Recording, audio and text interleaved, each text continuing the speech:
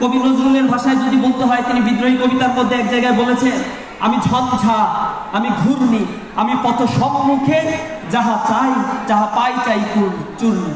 আমি নিত্য পাগল ছন্দ, আমি আপনার তালে নেচে যাই, আমি মুক্ত জীবন আনন্দ। আমি হাম্বির, আমি ছায়া নট, আমি হিন্দন, আমি চলো চঞ্চল ঝমকি চমকি, পথে যেতে যেতে চকিতে চমকি ফিরতে আদি তিন্দ। আমি চপল চপল হিন্দু, আমি তাই করি ভাই যখন চাহি মন যা। ধরি শত্রুর সাথে গলাগলি, ধরি মৃত্যুর সাথে পাঞ্জা। আমি উন্মাদ, আমি ঝঞ্ঝা, আমি মহাভয়, আমি ভীতিয়ে দরিদ্রীর, আমি শাসন ও ত্রাসন সংহার, আমি উষ্ণ চির অধীর বলবীর, আমি চির উন্নত মানুষের।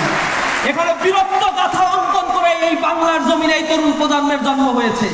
আমরা অন্যায় অশ্লীলতার বিরুদ্ধে চোখ রাঙিয়ে কথা বলতে শিখেছি।